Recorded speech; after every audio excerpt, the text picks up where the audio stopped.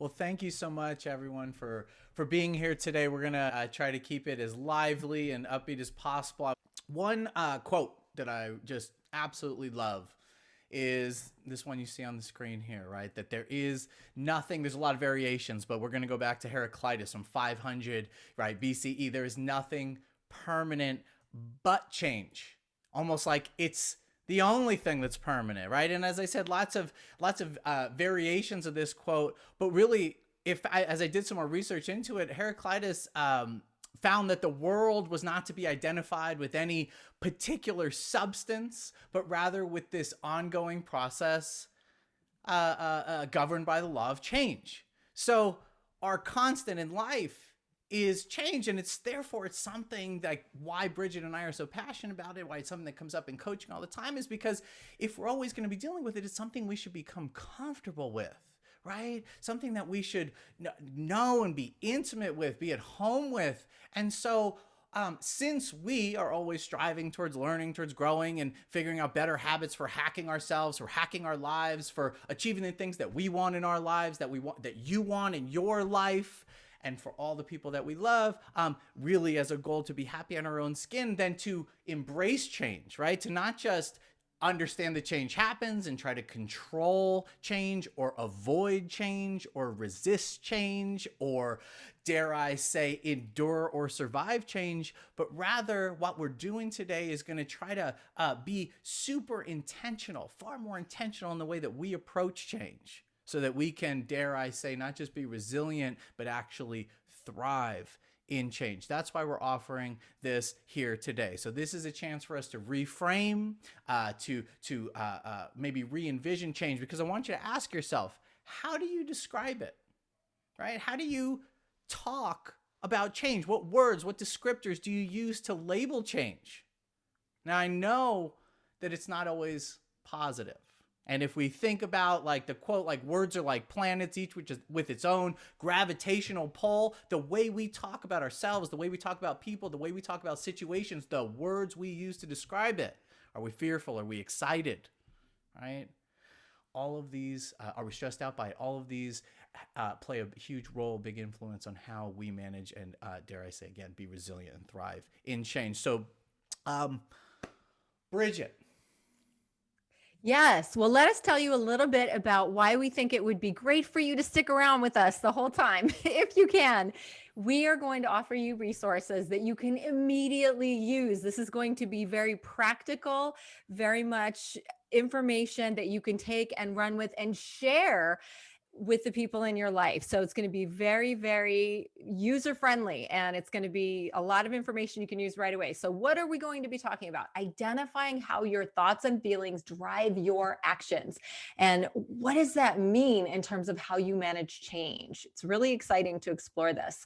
We'll talk about becoming aware of your emotions and your needs around change, and specifically our very unique change EQ model, our change emotional intelligence model, which we love sharing with our clients.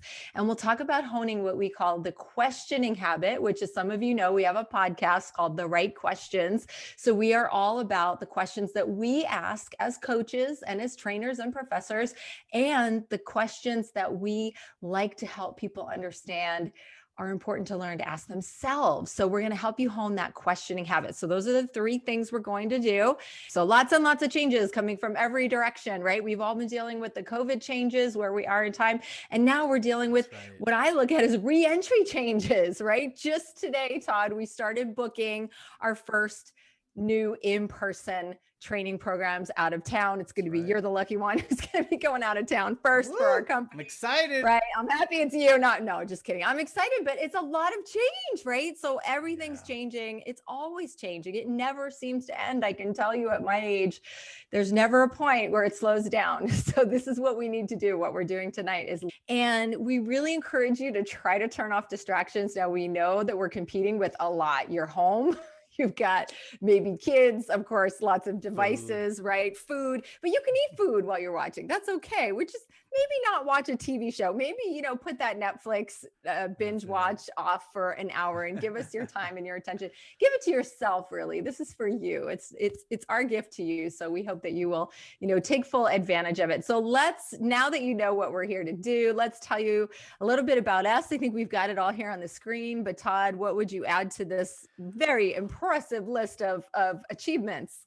I just want, right, ICF certified. We spend a lot of time developing ourselves. That's just what I can say. We work with a whole range of industries, both in coaching, it's personal and professional work. So executives and people in their personal lives, our clients deal with such a wide variety of change. I have clients right now that are dealing with divorce, with becoming new parents, with having new staff join, having new expectations, meeting new bosses, having new policies, right? There's a lot of change that's happening for everyone, and it's a bit different in all these different places, but we spend a lot of time developing ourselves so that we can bring you the best information on the best research, etc., the best tools, so that you can use them and implement them in your own life. So that's me.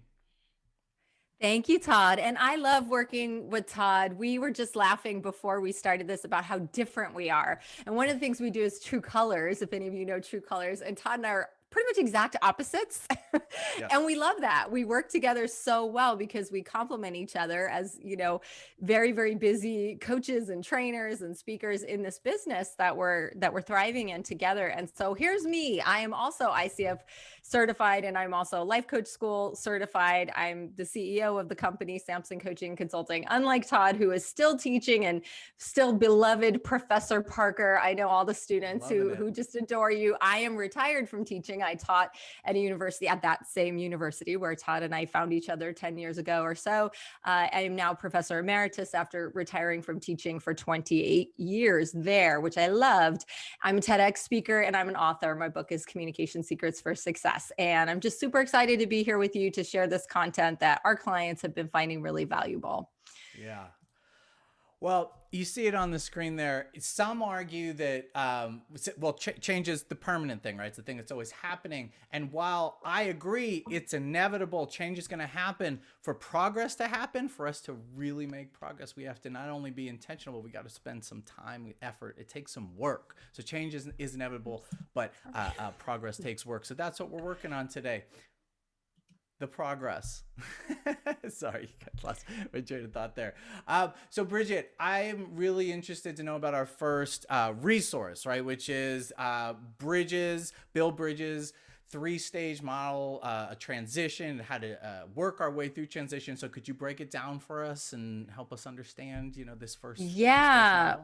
Well, Todd, as you know, we thought a lot about how to share this with our audience tonight, and we decided that we really want to bring it to life with our personal examples that you may be able to relate to. So I'm going to really briefly introduce you to this model, and it's a fantastic model. Bill Bridges is one of the biggest change gurus that we know of. He studied change for decades in organizations and people's personal lives, and he came up with a variety of models and tips and tools and fantastic resources.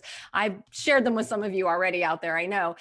But I want to share his very well-known stages of transition model, which he studied again extensively and discovered that there were these 3 very predictable, typical stages that people go through emotionally, psychologically, as they move through a change. And that's how we transition through the change. So the first stage he called the ending, that even if it's a positive change, if it's a difficult change, there's always an ending, some kind of loss where we're giving up the old way, right? We're letting go. We have to let go. And there may be sadness, anger, denial. There may be surprise, shock. There may be positive feelings. There may be excitement too, but it's often a very difficult time because we're letting something go. The second stage is called the neutral zone, and that's that in between zone. You're not in the old way and you're not yet at the new place that you're trying to get to or need to get to. You're in between, and it can be a very difficult place to be. Bridges compares it to a trapeze artist. If you've ever seen a trapeze artist at the circus and they swing from bar to bar, and it's terrifying for me to watch. Todd, you probably love it because you're a daredevil, fearless.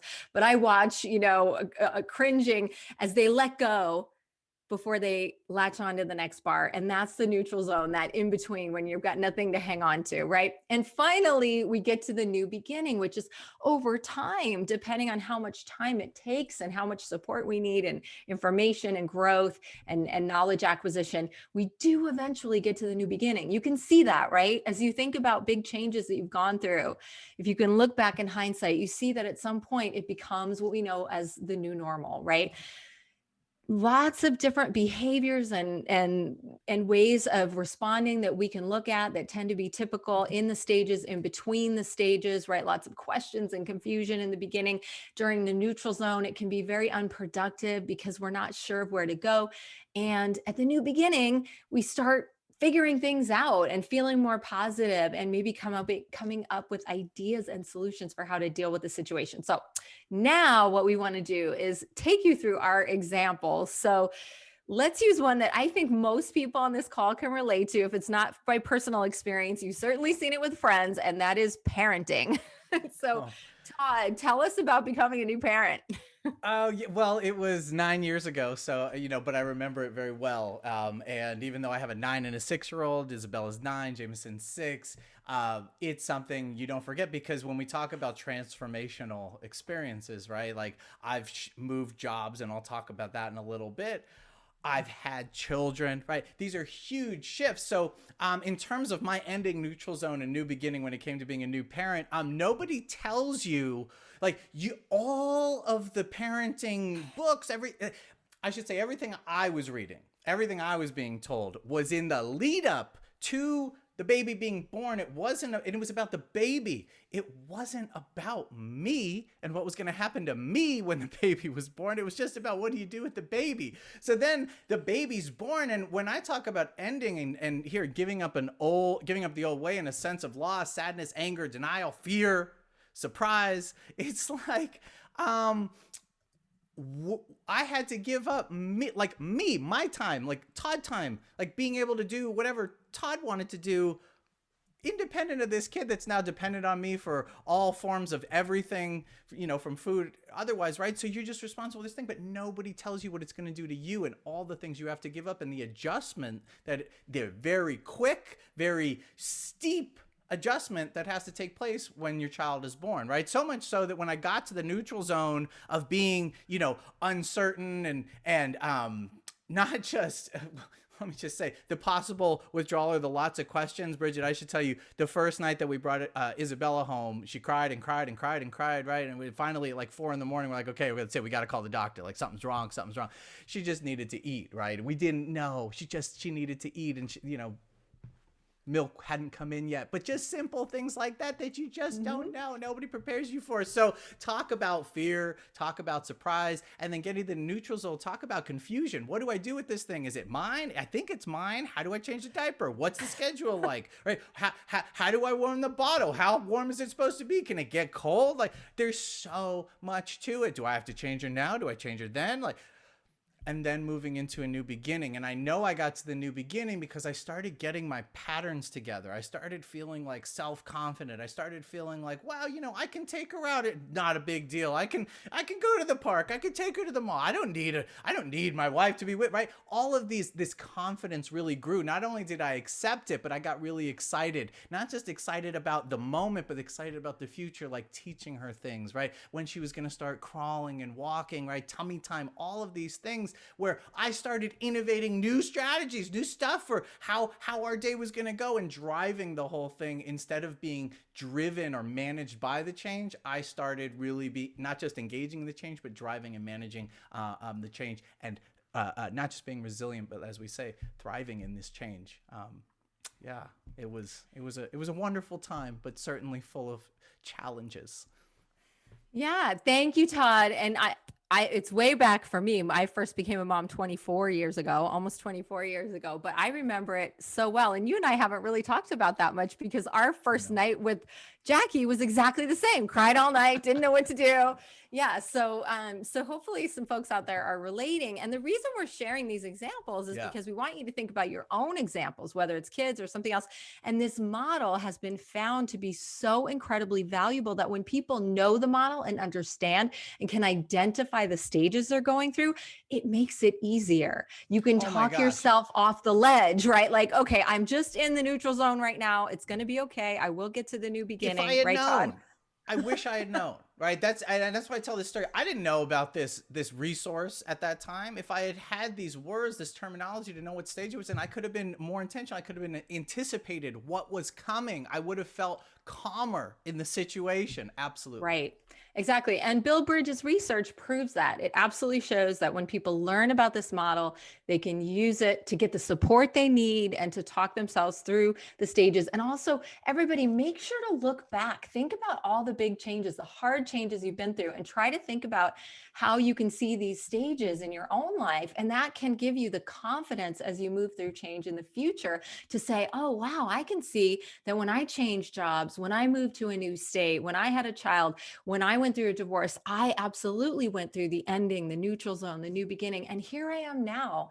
Look at how well I've done and look at how I've come through everything, having learned and grown, right? So think about this model for your own life. I'm going to quickly give the opposite end of the parenting journey, which is the empty nest stage. And that's where I am. So my ending was I went through twice, both of my kids going off to college. And when the second one went off, it was a huge ending. I mean, it hit me hard. I felt really lost. Like dinner time, I don't have, what are we doing? Like it's just me and Neil, and who do we make dinner for? And what do we do? And all of the routine of having kids and the fun in the house and the games and the love and the hugs and all of that was just suddenly gone. Right. And so the ending was pretty hard on me, but I knew about this model, right? And I was able to coach myself through and help myself and feel the feelings and allow yourself to feel the feelings, acknowledge the ending stage, right? The neutral zone is kind of that figuring out a new way, like, oh, okay, maybe I do like having dinner by myself quietly in the backyard, right? And testing things, a little confused and lost, but testing and trying things, right?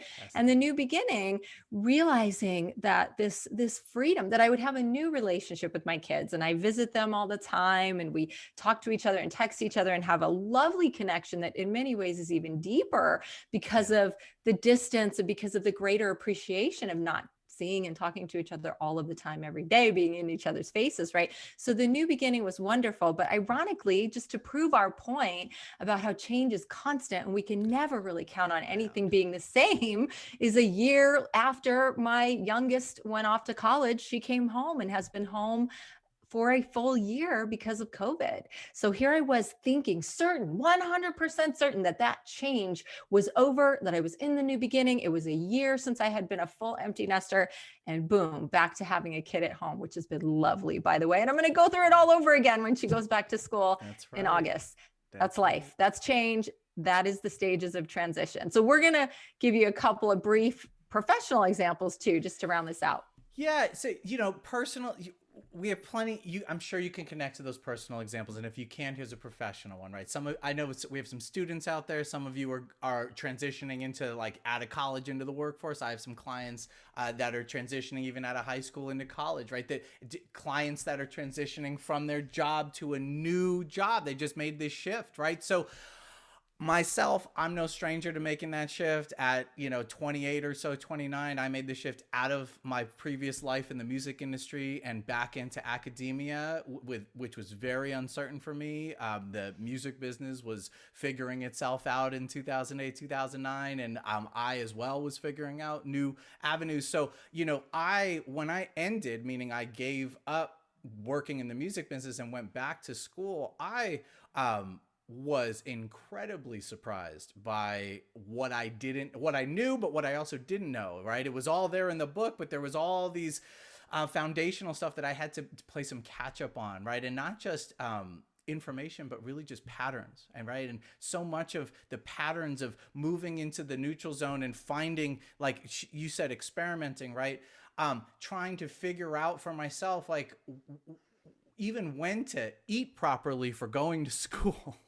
I can remember, when do I eat? And, all these kids know what they're talking about in these classes. I was sitting in a class, and a class I now teach, and I joke that I didn't know what, these simple words, ethos, pathos, and logos, were not so simple, but I didn't know. Everyone seemed to know. So I was confused. I was a little resistant at times, and I was really skeptical if like the choice I had made was going to work out, whether it was going to pay off. But I kept the confidence. I know that muscle, ending, neutral zone, that new beginning comes if I just continue. And that's what happened, right? I settled down, which is again how I knew things were turning around for me, that the time had come into the new beginning, where not only was I positive, but I had expectations and a vision and of the future, goals for the future, and I was able to tweak those goals as time went on. So innovation, hope, engagement, excitement, all those things, right? Increased involvement, new solutions, all of it was absolutely there for me, as well as I transitioned out of the music business and into academia and teaching, and then into coaching, which was a whole other transition as well that I won't even get into right now. Yeah, that's a lot of change, Todd. And you clearly mastered it all very well, did incredibly well as a student, became a professor and a consultant and a coach, and found a whole new direction for your life. And that's a very brave thing to do, to make that kind of change. So some of the changes are imposed upon us, and sometimes we choose to initiate and drive change in our lives because we really know that there's something different and better out there for us. So my last example, and then we'll move on. We're still on resource number 1, and we're excited to move on to resource number 2. But my example is just retiring from the university. I found out, because I had been teaching for 28 years, for so many years, right? And I started really, really young, because I started straight out of grad school, that I was eligible for retirement at 50 years old, which I still at 50 felt like I'm a spring chicken. I'm ready to live my life and get started and have fun. But I was able to retire from teaching. So it was a difficult decision, but I decided to go ahead and retire, even though I loved teaching, because I wanted to put more into my consulting and coaching business with Todd and all the amazing work and travel. We get to travel so much. We're going back to it. I wanted to be able to travel for my clients, and, and not have that one foot in both worlds, where I was restricted a little bit by being still in the teaching world. So it was a huge ending, even though it was my choice. It was so hard to leave my students and my fellow faculty members who are still and have always been my dear friends. So there was a huge sense of loss and sadness, and also my identity. Who am I when all these people, young people, aren't calling me Professor Sampson all the time? I'm just Bridget now. So, it's not that I care about the titles or the labels, but it becomes part of who you see yourself as. So I had this neutral zone experience for a while. And I even wondered, did I make the right decision? I miss it. I loved it so much. I loved being part of the university community. Neutral zone. And new beginning, honestly, I don't even think about it anymore. And in fact, just today, I was asked to give a talk for an alumni panel on Zoom. So I'm back with all of my lovely friends and students and colleagues in the department all of the time. And I'm at this new beginning, beautiful place where I know it was the right decision, and I'm very happy about it. Yeah. So we'll move on, I think, from bridges from there, because you get it. We've given you examples, we've shared it, but we really locate yourself. Yeah, Find that yourself you use in it. Yeah, use it in your life. Go ahead, Todd. I just locate where, like, if you have a specific change that you're dealing with right now, and we know you do, locate yourself in the change. Like, where are you in between stages? And it doesn't go always so linearly. We might start in the neutral and then tack back to the ending and then go forward again. So it's not like it always goes so cleanly through the stages, but we just wanted to break it down for you that way. Find yourself. Where are you in this model? And then you can you could understand, situate yourself in time and space, and then go and use the next model we're going to offer to you. Go ahead. So the second part is your change EQ, your change emotional intelligence. And we know that emotional intelligence is key to success. And those who study it say it's as important or more important than your intellectual quotient, your IQ. So we're going to talk about being emotionally intelligent around change. And we're going to quickly share this little model with you. And I just say quickly because I love it so much. And I wish we had hours to dive into it. And if any of you have done coaching with me, a couple of you out there are coaching with me, you know this model very well. That's right. So That's now right. we're applying it to change, though. We've actually changed what is usually the C in the model is usually circumstance, which is just a fact. When we do the change workshop, we talk about the change being a circumstance, right? Having a new child, retiring from a profession, right? So the change is just a fact. And then the T is your thought. What do you think about it? When I retired, did I think, oh, this is so sad, I'm leaving it all behind? Or did I think this is amazing, I'm going to have freedom, right? The thought then determines how you feel. You see, we think that how we feel is dictated by circumstances, C's, or changes, but no, how we feel is determined by what we're choosing to think, the way we frame things, our perspective on things, our chosen thoughts, right? Most of the thoughts are in our subconscious. So the work we do in coaching, self-coaching or coaching with a coach, is pull out those thoughts and decide, do we really want to keep those thoughts or do we want to change them to generate different feelings, right? Certain thoughts will make you feel sad. Other thoughts will make you feel hopeful. Other thoughts may make you feel neutral, which sometimes is fine because that's the best we can get to. And then the feelings drive the actions. When you're feeling hopeful, you're going to take a different action, a different path. You're going to communicate in a different way. You're going to choose to invest your time differently, right? Than when you're feeling sad versus feeling hopeful, right? Or feeling anxious or feeling negative, right? So this is the work we do in coaching as we coach ourselves and as we coach others, our clients, or even our friends, right? Is look at what you're unintentionally thinking about a change. Let's say you have a new manager and you happen to love your current manager, right? So your thought, the change is just happening. You're going to have a new manager. What if your thought is, there's no way my new manager will be as supportive as my current manager? Well, what is that thought going to lead you to feel? Probably pessimistic, negative, right? And we also know about self-fulfilling prophecies, right? This can absolutely be connected to the idea of a self-fulfilling prophecy, right? And it's also, by the way, for those of you who might be wondering, what is this model? It's cognitive behavioral therapy. Says the exact same thing, that our thoughts generate our feelings, which drive our actions. So there's a lot of science and research behind all of this, and it's very well regarded in the world of therapy and especially coaching. So what if you choose to become aware of this thought and change the thought? Now, I'm not suggesting that it's always easy to change your thought. It can be very hard and it can take a long time. And sometimes you don't want to change the thought, and that's fine. We're just saying, be intentional, be mindful, be aware of what's going on in your mind. They say we have 60 to 80,000 thoughts a day. Let's be mindful about what they are, and are we choosing them? Are they the ones we want? So what if you're going to have a new manager? That's a circumstance, right? It's happening one way or another. What if you chose the thought, I'll do my best to build a strong relationship with them?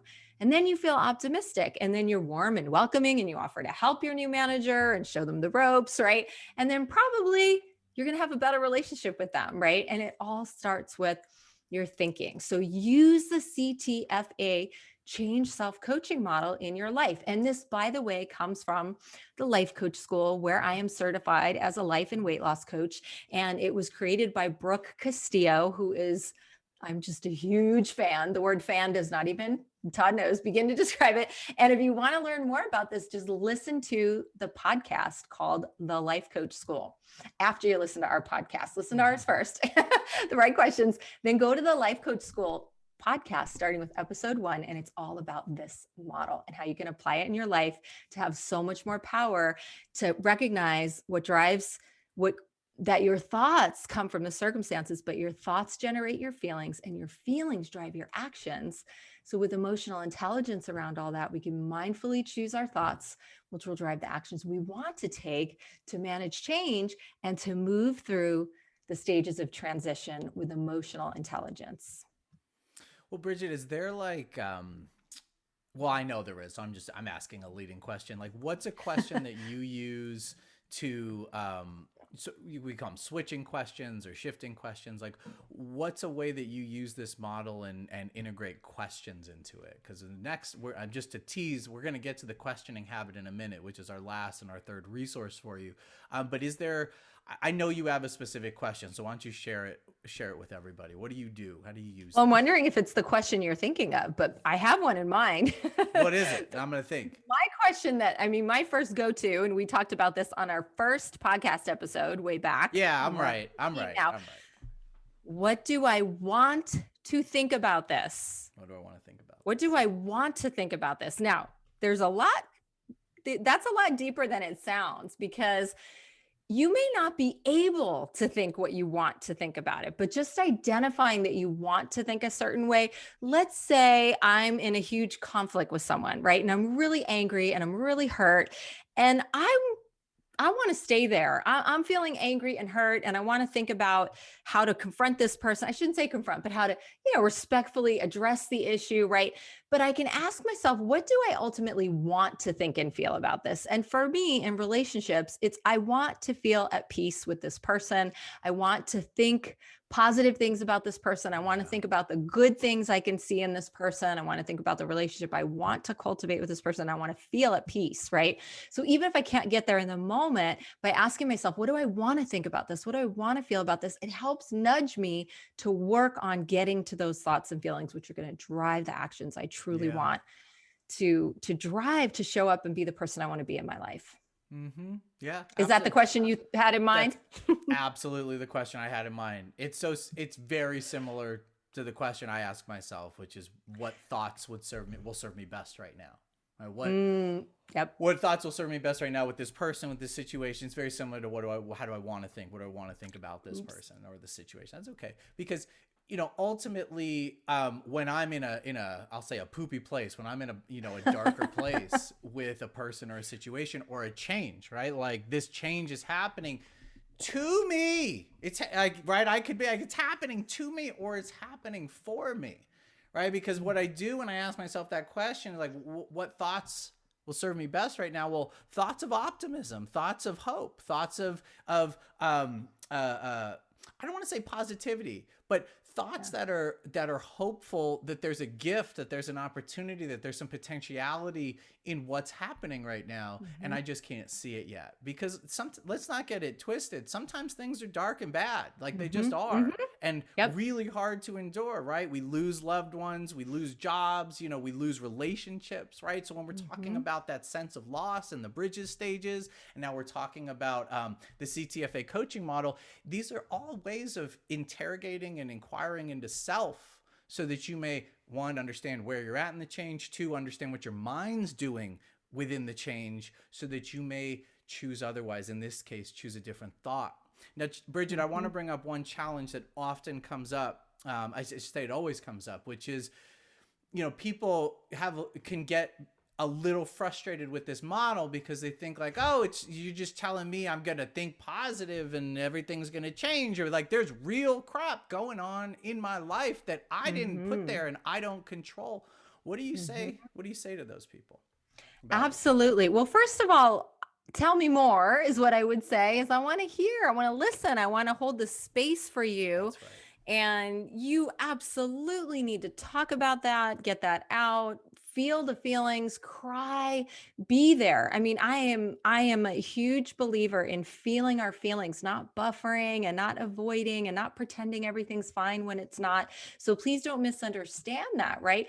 And so we're just saying, be aware of what circumstance you're having a thought about, be aware of the thought, just be aware and what the feeling it's creating and the action it's driving, and then just be aware of that. And if you want to keep it, or if you're not ready to move from there, that's fine, right? I always give the example of, like you said, a loved one. I've lost both of my in-laws, and those are the hardest losses I've experienced in my life. And I was incredibly sad, and I cried a lot, and I felt really depressed and and saddened that my kids' grandparents are gone, and these, my husband's parents, who I adore. So I felt that sadness. So my thought is, this is really sad. This is really, this is so sad for my family, for me, for us. And I felt sad, and I felt disheartened, and I cried. My action was to cry and feel it. And that's healthy grieving. And that's what we want to do, right? So this model is not, you're so right, Todd. excuse me, it's not about positive thinking all the time. It's just about intentional thinking and Right. being So aware of that chain, that's right? why unintentional and intentional models. That's right. Mm-hmm. That's, so in there, right, we said, like, we could say making like great decisions in these kind of uncertain or unclear, ambiguous situations, or turning, as I said, unexpected change into opportunity comes from not just knowing where you're at, Bridges' model in change, and Mm-hmm. then knowing what your mind, being tuned in and self-aware enough to aware enough to know what your mind is doing. By the way, we recorded a podcast this morning that's going to come out at the top of the month that is all about your morning routine, which is about tuning into your mind, and this is part of it. But this third thing, right? So we know what the mind's doing. One way to interrogate yourself in mind is, there you see on the screen, your questioning habit with the gorgeous dog there. Are we judging? Are we in a judgmental mindset, or are we curious, or in a curious mindset? And that's what we want to break down for you. So, no, throw that quote back up there, Bridget, because it's Sorry. great. It's I the thought I was starting point. Right? Questions are the starting point. Ask the right questions. Asking a question is the simplest way of focusing your thinking, but asking the right question may be the most important part of just thinking, because it is, that's Edward de Bono, psychologist, philosopher, author, speaker, right, physician, right?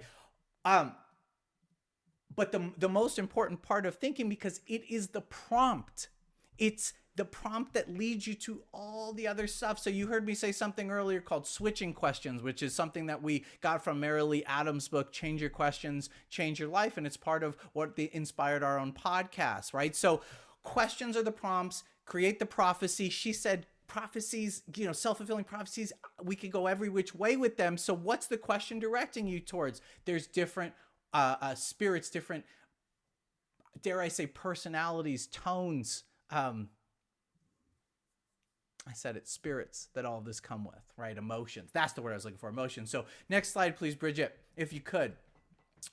The judger, right? The judgmental mindset asks questions like, what's wrong with me? What's wrong with them? Right? Whose fault is it? It's theirs. Obviously, it's their fault. And I'm going to prove that I'm right. This person frustrates me. They're obviously clueless. Am I crazy, or have we not done this many times in the past? We're just going to keep doing this? never. I've never asked any of these questions. So when we're operating from this judgmental mindset, where it leads us to is less than desirable answers, right? Because when we talk, we go back to the mind, the words, the framing. What's it going to lead us to but really pessimistic, right? Answers to all of these questions. Now, if we contrast this, we could say judgmental or critical, the judgmental, the critical, versus this other one, the curious. Just next slide for me, please, Bridget. We could ask something very different. Switch out of a mindset, if we find ourselves being even judgmental, switch out of this with questions that sound like, next slide, please. What is it that I actually want out of this situation? And not just moving on assumptions, like, what am I assuming and what are the facts? Like, what do I actually know? As we said earlier, not just what are my best choices, what actions will serve me, that's not on there. What actions make the most sense, but ultimately expanding the possibilities, or expanding the opportunities for what's possible. Questions are the prompts, and the answers are what we take action on. The answers become the prophecies. So we better be asking the right questions if we want to get to those great answers. Bridget, what are your thoughts about this? Yeah, I catch myself thinking and asking myself negative questions all the time. So let's just be real, everybody. Okay. We're teaching this, but we need to remind ourselves of it. Listen to our podcast. We get real, people. I catch myself thinking all of these judgmental thoughts, right? It's not about, so much of the research, Todd and I are big on meditation and being aware of what's going on in your mind, right? And being the watcher, the observer of your mind. So many of these philosophies teach us that we can't necessarily control what pops into our mind, the thought that pops into our mind, but then what do we do with it? Do we indulge it? Do we ruminate on it? Do we believe a thought to be true? A thought is not true. It's just thought. We can let it go. We can replace it. We can, reframe it with something that it serves us, as Todd says, so much better. And I just want to add one more thing to what we're sharing here, because sometimes people do not accuse us. Sometimes people do mistakenly think, we're just these positive thinking people. And that's not true. And your thought may be that you don't like what someone's doing and that you're going to make a request that they change it. And we're not saying that's judgmental. It's perfectly fine to do that. And that works here with this question. A curious mindset is, how might I talk to this person in a respectful way? Not how am I going to get them to stop being such a jerk, right? Judgmental question versus curious question. And even with the CTFA model, right? You may think, your thought may be, I don't want my partner to leave the sink piled full of dishes, right? So you can go to judgmental and start thinking, they're a jerk, so insensitive, so rude, I should have picked someone else, right? I mean, you can go crazy in there, right? But what if you just think, oh, I'm going to make a request and I'm going to be really calm about it. I'm going to have a really good reason for it, and so your thoughts may be about taking action. We're not suggesting to be a doormat or to always have positive thinking about everything, but to be, again, intentional and keep it in curiosity instead of judgment. Is that right, Todd? Absolutely. Keep it. Let's strive to be more curious than we are judgmental, because upwards of 25, 30, 40% more creative, more innovative, right? Just come up better problem solvers when we're in a curious state rather than a judgmental or critical state. All right. So I mean, gosh, Bridget, that really brings us full circle. We've offered 3 really clear models, resources which are just like the starting points. I know we danced through it really fast with some quick examples because we want to offer it to you, want to offer the information and just let you know there's so much more to it. There's so much more out there, either from ourselves or any of the resources we've mentioned here today, right? It's a starting point for managing yourself, managing your mind specifically as you inevitably move through and work through change and the changes in your life. Yeah. Thanks, Todd. So to sum up, we gave you 3 of the most helpful models, resources that we have on this, but we gave it to you in a, rapid fire, very condensed version. We normally do this in a 4-hour, very interactive, lively, transformational workshop, but we shared with you the high level, and we have more models in that workshop too, but the high level Bridges model. If you want more on that, get the book Managing Transitions by Bill Bridges. It's fantastic. We shared the CTFA coaching model, which is by Brooke Castillo. Get more on that by looking at the Life Coach School website and listening to the Life Coach School podcast. And of course, we shared about the questioning habit and being really mindful and intentional about the questions you ask yourself and ask others, and the questions that inform your thoughts, feelings, and actions, right? And you can get more on that from Marilee Adams' book, which we love, Change Your Questions, Change Your Life. And another thought, Todd? Here's what we want, right? Here's really at the bottom of this. It's circumstances, people, they're going to be there. Right. It's all swirling. It's all happening all the time. What we're recommending, what we're suggesting or offering is to use these tools and resources so you don't hand over your emotional well-being to some other person or some other circumstance change situation, right? You get to take responsibility for managing yourself through it so that you're not, as I said, enduring it, avoiding it, resisting it, but rather you're seeing it for what it is, you're managing it, you're resilient in change, and therefore thriving for yourself and for everybody around you and everything that you want for everybody. I mean, that's why we do it. Don't hand it over. Yeah, don't exactly. Exactly. Keep your power, stay empowered, and don't let other people dictate your life and your action and your emotional. Every week, more and more people listen to our podcast. So thank you for those of you who are getting the word out. We so appreciate it. These are our last 3 episodes. 11 was on change resilience. 12 was on mindful productivity. Amazing episode. And 13 with Kalika, incredibly successful businesswoman and mindfulness and meditation expert. Such amazing conversations with our guests. So check it out. It is on all of the podcast apps. And please tell your friends, and please subscribe, rate, and review. And if you are going back to work, we are too. We're going back out to book flights and The travel for all working our from clients. home. I mean, the podcast we recorded today was all about that morning routine. It's the morning routine is going to change, right? So change morning routine. It's all ebbing and flowing for all of us. I know. I don't know. I can't always adapt immediately, and so stuff like this that we presented today, it's not just stuff we teach. It's stuff that we use every day of our own lives. Bridget and I remind each other of it when we're struggling with something. So yeah. Yeah, yeah. And we are Sampson Coaching and Consulting. That's our website, Sampson Coaching and Consulting. We're everywhere. We're on Instagram, we're on YouTube, we are on Facebook, right? We're everywhere that We're you might everywhere. be. If you found today valuable in any way and you want to share that with us, we'd really appreciate it. If you want to offer us any words that we can share with our clients or people who are considering working with us, it always helps us in all that we do, and just trying to share and spread the knowledge that we know of and that we come in contact with and that we research, and spread it to more and more people. So yeah, absolutely. Thank you so much, everybody. It was so great to have you join us tonight. We'll talk to you soon. Bye bye. Bye.